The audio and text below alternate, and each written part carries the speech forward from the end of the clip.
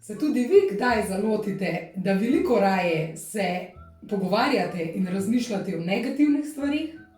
Ko ste na primer s prijateljico, ji raje razlagate od vseh tegob, ki so se vam v službi zgodile, kako vas natakar ni dober postregel, kako kava ni dovolj topla. In pozabite mogoče, kako se vam je pa natakar lepo nasmehnil. V življenju sta vedno dve plati. Je tista negativna in je tista pozitivna. Življenje je pač preplet obeh dveh. In vedno imamo v življenju tako negativne stvari kot pozitivne stvari. Na nas pa je, katero stran bomo večkrat pogledali.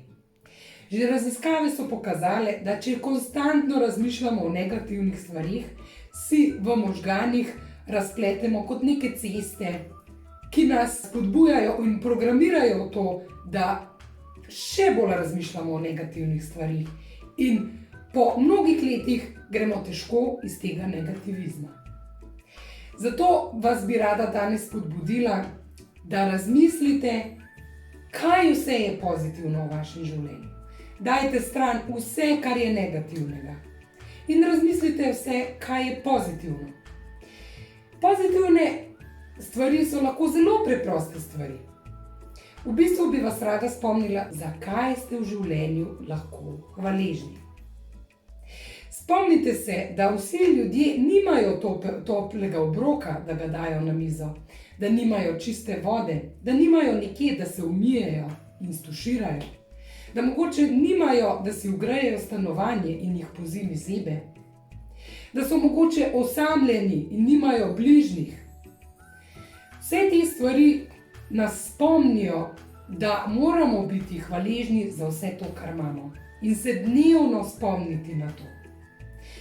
Če pogledamo svoje življenje, sem zagotovo hvaležna vsak dan za topel obrok, hvaležna sem za topel dom, hvaležna sem za vse, kar imam v svojem domu, hvaležna sem za vse ljudi, ki so mi blizu in jih imam rada. Hvaležna sem, da sem živa in zdrava. Zakaj ste pa vi lahko hvaležni? Spomnite se na to. Včasih so tiste stvari, ki so negativne, mogoče sploh niso tako hude, kot jih mogoče vi vidite.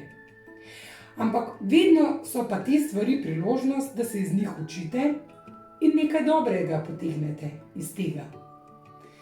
Zato bi vas rada spodbudila, da zjutraj, ko vstanete, ne razmišljati o tem, kako morate, zopet v to službo, kako bo zopet, zastoj na cesti, ampak bodite hvaležni, da imate službo, v katero greste.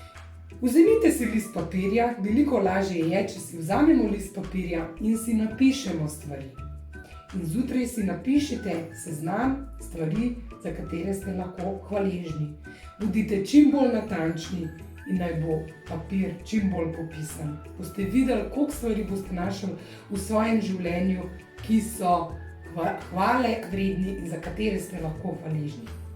In potem si ta listek lahko ali nekam nalimate, ali si ga date v nočno omarico, kamorkoli že, in si ga preberite. Čim večkrat, najbolje, da začnete s tem zjutraj, preberete.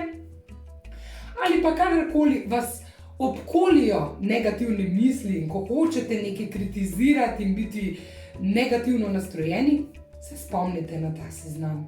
Vedno se spomnite na ta seznam. Primite ga v roko, preberite ga in začutite hvaležnost za vse, kar je na tem spisku.